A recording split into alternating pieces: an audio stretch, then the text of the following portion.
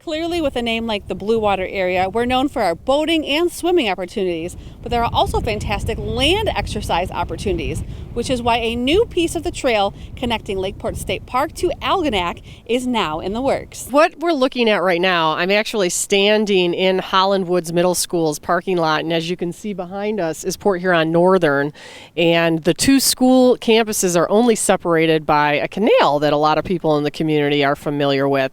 So the plan is through a partnership with the Community Foundation of St. Clair County and the City Parks and Recreation Department, we are going to install a bridge that's going to connect the two campuses over the canal. Essentially, Port Huron Northern and Holland Woods will have an access going through that is part of the Bridge to Bay Trail for the whole community to use. The Bridge to Bay Trail goes along our entire county, and there are some gaps in that trail.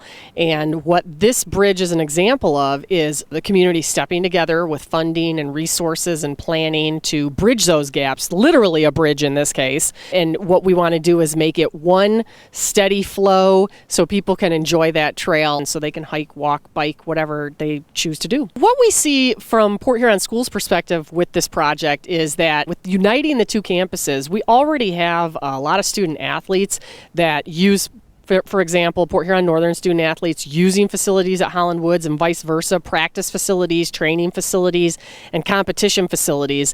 There's also some academic resources that students now won't have to drive to the other school in order to access. For example, the Performing Arts Center at Port Huron Northern.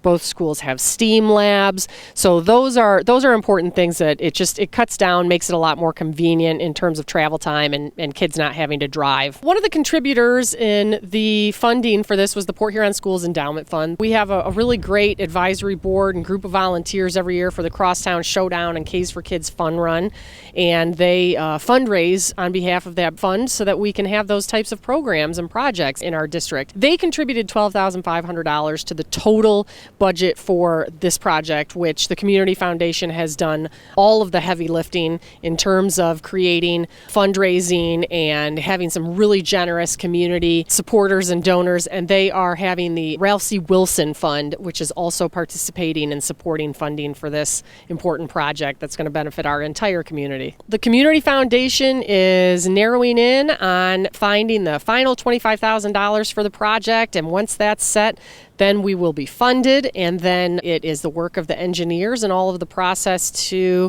begin looking at the site and following up on the plans that have already been developed and expanding on those, and hopefully having the bridge put in as soon as possible so we can all begin using it. The project's total cost is estimated around $650,000, with hundreds of thousands of dollars of donations coming from local groups. Seeing this, it's for sure that the community knows how to make things happen when they work together. For EBW TV, I'm Annie Naraki.